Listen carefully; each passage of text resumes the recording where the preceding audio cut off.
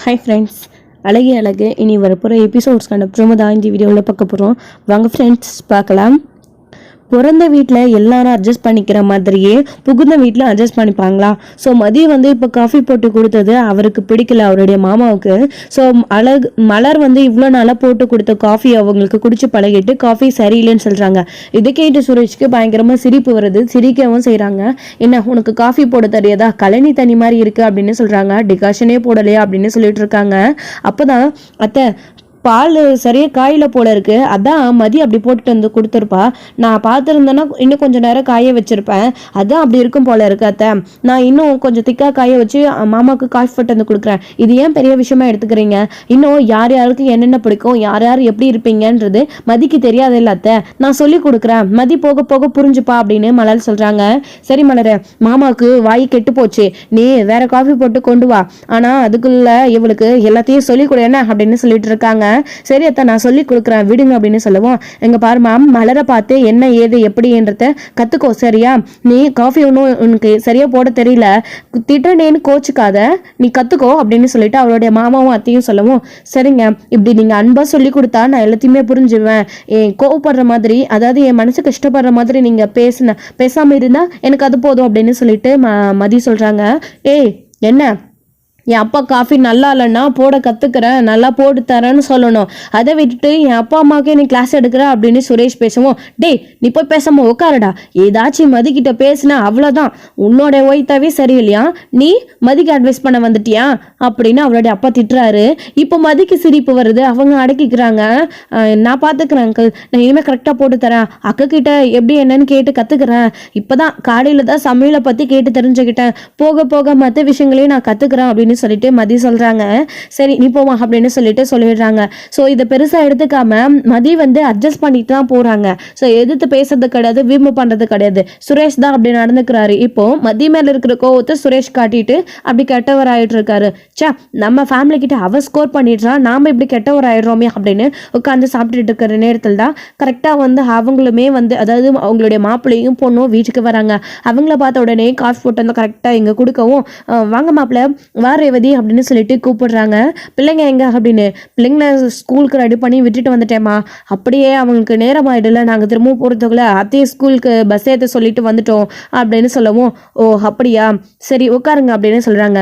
வளர காஃபி எடுத்துட்டு வா அப்படின்னு சொல்லவும் சரின்னு சொல்லிட்டு அவங்க காஃபி எடுத்துட்டதுக்காக போகிறாங்க திரும்பவும். ஸோ பாப்பாவும் சாப்பிடவே மாட்டேன்னு பிடிவாதம் பிடிக்கிறாங்களா. சரி நான் உனக்கு ஊட்டி விடுறேன், அம்மா எல்லாருக்கும் காஃபி போட்டுட்டோம் சரியா அப்படின்னு சொல்கிறாங்க.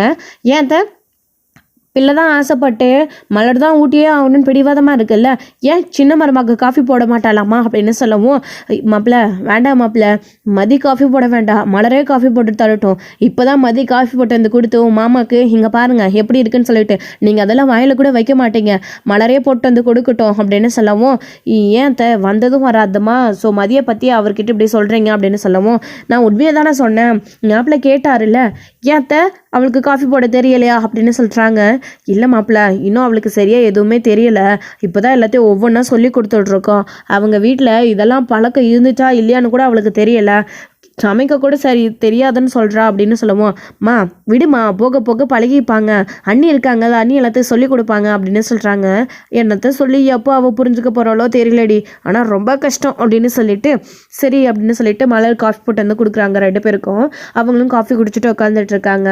வந்ததும் வராதுமா தங்கராஜி மதியம் இன்சல்ட் பண்ணுறாங்க. அப்படியே அவங்களுக்கு கோவம் வருது, சமைக்க தெரியல, காஃபி போட தெரியலையா, ஏன் மாமா மதி இதெல்லாம் நீ கற்றுக்க மாட்டியா, கற்றுக்கோ, உங்கள் வீட்டில் எப்படி இருந்தா, இங்கே எல்லாமே வேற மாதிரி இருக்கணும், மாமா அத்தை வீட்டில் இருக்கிற எல்லாரும் ரூல்ஸ் அண்ட் ரெகுலேஷன் உனக்கு சொல்லிக் கொடுக்கலையா, அதான் நான் சொன்னனே, நீ தான் அதை ஏற்றுக்கவே மாட்டேன்ற, காதல் கூட வாங்கிக்க மாட்டேன்ற அப்படின்னு சொல்லிட்டு இன்சல்ட் பண்ணுறாங்க.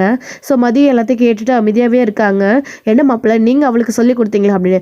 ஆமா அத்தை, ஹாஸ்பிட்டலுக்கு வந்தப்போ சொல்லி கொடுத்தானே, ஆனால் மதி தான் கொஞ்சம் கூட மதிக்கவே இல்லை அப்படின்னு சொன்னதோ, ஏமா இந்த வீட்டு மாப்பிள்ள உன்னை தேடி உனக்கு அட்வைஸ் பண்ணியிருக்காரு, ஏன் நீ எதையுமே கேட்க மாட்டியா, அவர் சொன்னால் சரின்னு சொல்ல மாட்டியா, என்ன அவரை எதிர்த்து பேசுனியா அப்படின்னு கேட்குறாங்க. நான் எங்கே எதிர்த்து பேசினேன்னா அப்படின்னு சொல்லிட்டு பொய்யந்தான் சொன்னேன் அப்படின்னு சொல்ல வராங்க. நீ எதுவும் சொல்ல வேணாம், நானே பார்த்துக்கிறேன், நீ நல்லா போனதா அப்படின்னு தங்கராஜ் சொல்லிடுறாரு. எங்கடா வெளியில் சொல்லி விடுவாங்களோ, போயான்னு சொன்ன விஷயத்த அப்படின்னு ஸோ அமைதியாயிடுறாங்க. அதுக்கப்புறமா ஸோ கிச்சனில் வந்து சாப்பாடு திரும்பவும் வேணுன்றவங்களுக்கு போட்டு கொடுத்துட்ருக்காங்க. சரி நீங்கள் 2 பேரும் உட்காந்து சாப்பிடலாம்ல அப்படி மாப்பிள்ள அப்படின்னு அவங்களுடைய அம்மா சொல்லவும், இல்லைம்மா இருக்கட்டும் பரவாயில்ல, நாங்கள் சுரேஷையும் மதியையும் விருந்துக்கு கூப்பிட்றதுக்காக தான் வந்திருக்கோம் அப்படின்னு சொல்லவும், என்ன மாப்பிள்ள இது முறைப்படி பொண்ணு வீட்டில் இருந்து தானே முதல் விருந்துக்கு கூப்பிடுவாங்க, இப்போ நீங்கள் வந்திருக்கீங்க அப்படின்னு சொல்கிறாங்க. புரியுது மாமா, ஆனால் அவங்க வீட்டில் விருந்துக்கு கூப்பிட்ற சுச்சுவேஷனில் இருக்காரு, அவரு ஹாஸ்பிட்டல் இருக்காரு, உடம்பு சரியில்லாமல், அவங்க எங்கே விருந்துக்கு கூப்பிட போகிறாங்க, நான் முதல்ல கூட்டிகிட்டு போகிறேன், நம்ம சொந்தக்காரங்க வீட்டுக்கெல்லாம் போகட்டும், அப்புறம் அவங்க எப்போ முடியுதோ ஹாஸ்பிட்டல் டிஸ்சார்ஜ் ஆகி வீட்டுக்கு போனதுக்கு அப்புறமா விருந்துக்கு கூப்பிடட்டும் அப்படின்னு சொல்கிறாங்க. இல்லை மாப்பிள்ள பழக்க வழக்கம் அப்படின்னு, அட விடுங்க மாமா, என்ன பழக்க வழக்கம்னு, அவங்க சரியாக இருந்திருந்தா பழக்க வழக்கத்தெல்லாம் எங்கே பார்க்க முடியுது அப்படின்னு சொல்லவும், அதுவும் சரிதான், விருந்துக்கு மட்டுமா பழக்க வழக்கம், இன்னும் நமக்கு குடும்ப சமுதாயத்துக்கு ஏற்ற மாதிரி சீரு, சுரேஷ்க்கு வண்டி, நல்லது கெட்டது, நகை நெட்டு, இது எல்லாத்தையும் எப்படி அவங்க பண்ணி அனுப்புவாங்க, ஆனால் 10 பைசா செலவு இல்லாமல் கல்யாணம் பண்ணி கொடுத்துட்டாங்கல்ல அப்படி இப்படின்னு மதியம் இன்சல்ட் பண்ணுற மாதிரி தான் எல்லாருமே பேசிகிட்டு இருக்காங்க. முக்கியமாக அவருடைய மாப்பிள்ளை வந்த உடனே ஓவராக எல்லாரும் பேசவும் மதிக்கு வந்து கொஞ்சம் கோவமாகவே வருது. அது எல்லாத்தையும் எங்கள் வீட்டில் இருந்து அப்பாவுக்கு உடம்பு சரியானதுக்கப்புறம் கண்டிப்பாக செய்வாங்க அப்படின்னு உடனே எதிர்த்து பேசுகிறாங்க. அப்போது மலர் இருந்துக்கிட்டு கொஞ்சம் அமைதியாயிரு அப்படின்னு சொல்லவும், என்ன கோவப்பட்டு நீ பாட்டுக்கு பேசிக்கிட்டே இருக்க, நாங்கள் இங்கே பேசிட்டு தான் இருக்கோம், நீ அமைதியாக வேலையை பாரு அப்படின்னு அவருடைய அத்தை சொல்கிறாங்க. என்ன பேசினாலும் சப்போர்ட்டும் பண்ணுறாங்க, எதுவும் பேசுகிறாங்க, புரிஞ்சிக்கவே முடியல மதியனால. ஸோ அதனால் அமைதியாக இருக்காங்க. அவங்களுமே குழந்தைக்கு சாப்பாடு விட்டுட்டு, அத்தை போதும் அத்தை அப்படின்னு சொல்கிறாங்க. கொஞ்சம் சாப்பிடியா அப்படின்னு சொல்லவும், இல்லை இல்லை வேணாம் அத்தை எனக்கு போதும் அப்படின்னு சொல்லவும், அட போயா அப்படின்னு சொல்லிட்டு மதி திரும்பவும் சொல்கிறாங்க. இதை கேட்ட உடனே அப்படி தங்கராஜுக்கு பயங்கர கடுப்பாக ஆகுது. என்ன போயாவா அப்படின்னு, ஏன் சுரேஷ்க்கு கூட கோவம் வருது. ஏன் என்னாச்சு, குழந்தைய பார்த்து தானே இப்போ நான் அப்படி சொன்னேன், ஏங்க உங்களுக்கு என்ன ஆச்சு, மதிய குழந்தைகிட்ட தானே போயான்னு சொல்லிட்டு இருந்தா உங்களுக்கு என்ன ஆச்சுங்க, அம்மா இவர் நேற்றுலேருந்து ஆளே சரியில்லைம்மா, என்னன்னு கேட்டாலும் சொல்லவும் மாட்டேன்றாரு, பேரஞ்ச மாதிரி இருக்காரு, இவருக்கு ஏதாச்சும் கயிறு மந்திரிச்சு கட்டணுமா அப்படின்னு சொல்லிட்டு இருக்காங்க. யார் ஏனுக்கா, இந்த தங்கராஜிக்கா, என்ன பேசிட்டு இருக்கேன், பேசாம நீ அமைதியாயிரு ரேவதி, எதுவும் பேசாத அப்படின்னு சொல்லிட்டு இருக்காங்க. என்ன மாப்பிள்ள எதோ சொல்லிட்டு இருக்கா ரேவதி அப்படின்னு சொல்லவும், அதெல்லாம் ஒன்றும் இல்லாத எதோ உளர்றா விடுங்க அப்படின்னு சொல்லிட்டு இருக்கவும், சரி நீங்கள் உட்காந்து அதான் மாமா கிட்ட பேசிட்டுருங்க அப்படின்னு சொல்லிட்டு கிச்சனுக்கு எழுந்து மதிக்கிட்ட போகிறாங்க. ஸோ மதிக்கிட்ட போயிட்டு அவங்க 2 பேருமே உட்காந்து பேசிகிட்டு இருக்காங்க. அதாவது மதியம் இருக்காங்க, எல்லாரும் சாப்பிட்டுட்டு கிச்சன்லேருந்து வெளியில் வந்துடுறாங்க. வந்ததுக்கப்புறமா மதி, மலர், ரேவதி 3 பேரும் பேசிகிட்டு இருக்காங்க. என்ன மதி உனக்கு இங்கே எல்லாம் ஓகேவா, அப்பா பேசுகிற எதையும் பெருசாக எடுத்துக்காத, அவங்க அப்படி தான், ஹன்னி இருக்காங்கல்ல உனக்கு, ஹன்னி சொல்லுவாங்க எல்லாத்தையும் அப்படின்னும், அதெல்லாம் மதியை நான் பார்த்துட்டு தான் இருக்கிறேன் ரேவதி, நீ எதுக்கு கவலைப்படுற அப்படின்னு. ஆமாம் நேற்று சுரேஷ் அங்கே தானே வந்துட்டு வந்தான், அங்கே வந்துட்டு வந்து ஒரே அலப்புற அப்படின்னு. ஆமாம் நீ, நானும் அவனை பயங்கரமாக திட்டி விட்டுட்டேன், சுரேஷ் இந்த மாதிரி இனிமேல் பண்ண மாட்டாமா, அவன் அவர் கூட சேர்ந்துட்டு அப்படி ஏதோ பண்ணிட்டான், நான் அவனுக்கு சொல்லி புரிய வச்சுருக்கேன், நீ கவலைப்படாத அப்படின்னு. மாமாவும் காலையிலேயே கூப்பிட்டு அவனுக்கு அட்வைஸ் பண்ணாங்க. நைட்டு குடிச்சிட்டு வந்து ஒரே ரகல மதியே வெளியே படுக்க சொல்லிட்டான் தெரியுமா, பெரிய பிரச்சனை ஆயிடுச்சு, மாமா கோவப்பட்டு மதியம் உள்ளே படுக்க சொன்னாங்க அப்படின்னு சொல்லிட்டு நடந்த விஷயம்னு சொல்லிட்டு இருக்கவும், என்ன மதி சொல்கிற, உன்னை அப்படி பண்ணிட்டானா சுரேஷ், நீ கவலைப்படாத, அவங்ககிட்ட நான் பேசுகிறேன் அப்படின்னு சொல்கிறாங்க. சரின்னு சொல்லிட்டு அவங்களும் சொல்லிட்டு இருக்காங்க. அதே மாதிரி இவர் பேசுகிற எதையும் நீ கண்டுக்காத, அண்ணி இருக்காங்களா, அண்ணி உனக்கு எல்லாம் சொல்லி தருவாங்க, காஃபி தானே போக போக கற்றுப்பேன், இதுக்கு அவர் பேசுறதெல்லாம் பெருசாக எடுத்துக்காது அப்படின்னு சொல்லவும், இந்த வீட்டு ஆம்பளைங்களே அப்படி தான் சொல்கிறாங்க, நீங்கள் எல்லோரும் சொல்கிறதுலேருந்தே எனக்கு புரியுது, நான் எதையும் பெருசாக எடுத்துக்கலாம் அப்படின்னு சொல்லிட்டு மதி பேசுகிறாங்க. மதி உண்மையிலே தங்கமான பொண்ணு, என்னதான் அவளுக்கு வேண்டியதை பிடிவாதமாக பேசினாலையும் குடும்பத்தையும் அனுசரித்து நல்லா தான் நடந்துக்கிறா. ஆனால் இந்த சுரேஷ் தான், இவன் எப்போ மாறுவானோ அப்படின்னு. அண்ணி கவலைப்படாதீங்க, அவங்ககிட்ட நானும் பேசுகிறேன், அவங்க 2 பேரையும் சேர விடாமல் இருந்தாலே கண்டிப்பாக சுரேஷ் மாறிடுமா அப்படின்னு சொல்கிறாங்க. மதி இருக்கால, மதியை மாற்றிடுவா அப்படின்னு சொல்கிறாங்க. என்னது நானா அப்படின்னு மனசுக்குள்ளே நினைக்கிறாங்க. அவரை மாத்திரம் தான் என் வேலையே என்ன, சொல்கிற வேலையை ஒழுங்காக செய்யறதில்ல, அவரு என்கிட்டயே கோவப்பட்டு பேசுகிறாரு, அவரை நான் எப்படி மாற்றுவா அப்படின்னு மனசுக்குள்ளே நினச்சிட்டு இருக்காங்க. அதுக்கப்புறமா அவங்க 3 பேரும் பேசிட்டதுக்கு அப்புறமா விருந்துக்கு கூப்பிட்றாங்க. இவங்களுமே சரின்னு சொல்கிறாங்க. அவங்களும் கிளம்பி போயிடுறாங்க. இன்னொரு சைடு அவங்களுடைய அம்மாவும் கால் பண்ணி மதிக்கிட்ட பேசவும் செய்கிறாங்க. சுரேஷே, அக்காவும் மாமாவும் சொல்கிறதெல்லாம் கவனம் இருக்கா, விருந்துக்கு கூப்பிட்ருக்காங்க, விருந்துக்கு நீங்கள் போகணும் அப்படின்னு சொல்லிட்டு இருக்காங்க. சரின்னு சொல்லிட்டு தங்கராஜ் கிளம்பி போயிடுறாங்க. மதியம் கரெக்டாக கண்டிப்பாக விருந்துக்கு வந்துடுங்க, அத்தை மாமா நீங்கள் எல்லோரும் கூட முடிஞ்சால் வாங்க அப்படின்னு சொல்கிறாங்க. நாங்கள் எதுக்கு மாப்பிள்ள அப்படின்னு, மாமா வீட்டில் தானே இருக்கீங்க, நீங்களும் வாங்க அப்படின்னு கூப்பிட்றாங்க. அம்மா ஆமாம்மா வாங்கம்மா, நீங்களும் வீட்டில் தானே இருக்கீங்க, நீங்கள் அம்மா அண்ணி எல்லோரும் வாங்க அப்படின்னு. இல்லை ரவிதி எனக்கு வேலை இருக்குது, நான் பேங்க்குக்கு போகணும், மலர் வேணா வீட்டில் தான் இருக்கா, மலர் கூப்பிட்டுட்டு போ அப்படின்னு சொல்கிறாங்க.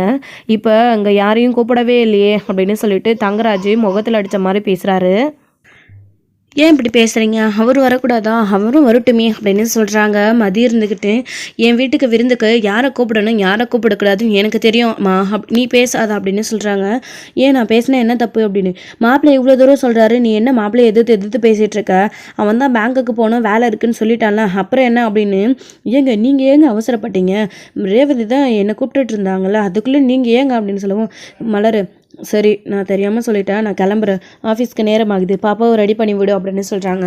சரின்னு சொல்லிட்டு அவங்களும் ரெடி பண்ணுறதுக்காக போயிடுறாங்க. அதுக்கப்புறம் நீங்கள் எல்லாரும் வந்துருங்க விருந்து காத்த மம்மா அப்படின்னு கூப்பிட்டு இருக்கவோ அவங்களும் சரின்னு சொல்கிறாங்க.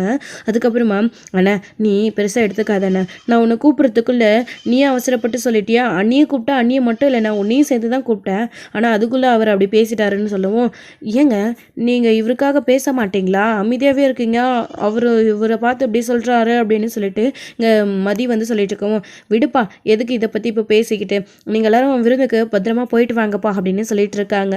இப்போ இல்லை அப்படின்னு சொல்லிட்டு, இல்லை நானும் வரல ரேவதி, தப்பாக நினச்சிக்காத, அத்தா மாமா சுரேஷ் மதி இவங்க மட்டும் நீ கூப்பிட்டுட்டு போ என்ன அப்படின்னு சொல்கிறாங்க. அண்ணி அவர் பேசுறதெல்லாம் பெருசாக எடுத்துக்காதீங்க, நீங்களும் வாங்க அண்ணி அப்படின்னு சொல்லவும், இல்லை எனக்கு வேலை இருக்குது, அவளை மதியம் ஸ்கூல்லேருந்து கூட்டிகிட்டு வரணும் வேற, நான் பார்த்துக்கிறேன், நீங்கள் எல்லோரும் போயிட்டு வாங்க அப்படின்னு சொல்லிட்டுறாங்க. சரின்னு சொல்லி அவங்களும் அமைதி ஆயிடுறாங்க. அதுக்கப்புறமா இவங்க எல்லாரும் விருந்துக்கு போகிறதுக்காக ரெடியாக நிற்கிறாங்க. அவங்களும் போயிட்டு விருந்து ரெடி பண்ணி வச்சுட்ருக்காங்க. ஸோ விருந்து ரெடி பண்ணி வச்சதுக்கப்புறமா மதிக்கு அங்கே போகிறதுக்கு முகமே இல்லை.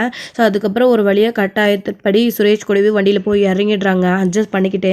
அங்கே போனதுக்கப்புறமா உள்ளே வாங்க அத்தை மாமா இதுதான் எங்களுடைய வீடு பார்த்துக்கிட்டியாம்மா அப்படின்னு ரொம்ப பெருமையாக தங்கராஜ் வந்து பேசிகிட்ருக்காரு. மதியமே எல்லாத்தையும் பார்த்துட்டு உட்கார மதி அப்படின்னு குடிக்க முதல்ல ஜூஸ் கொடுக்குறாங்க.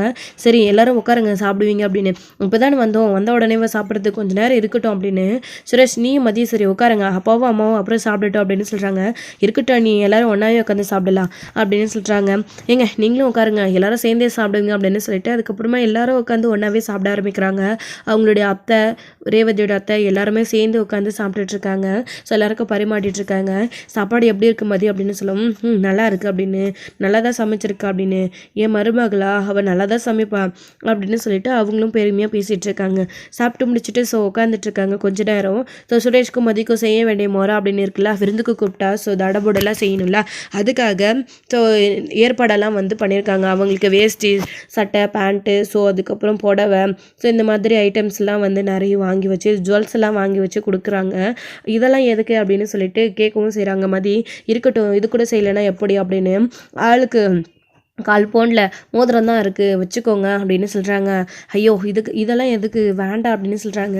இருக்கட்டுமா பரவாயில்ல சீர்பனா இதெல்லாம் செய்ய வேண்டியது தானே, அப்பா கிட்ட தான் வசதி இல்லை அவரால் செய்ய முடியாது, ஆனால் இந்த தங்கராஜ் அப்படி இல்லை என்கிட்ட இருக்கிற வசதிக்கு இதை விட நான் அதிகமாகவே பண்ணலாம். ஆனால் இந்த விஷயத்தை பற்றி சுரேஷ் கிட்ட சொன்னப்போ அவன் இது எதுவும் மேனானதான் சொன்னான், அதனால தான் இந்த அளவுக்கு ஆச்சு ஏற்பாடு பண்ணியிருக்கான் அப்படின்னு சொல்லிட்டு பெருமையாக பேசிக்கிறாங்க.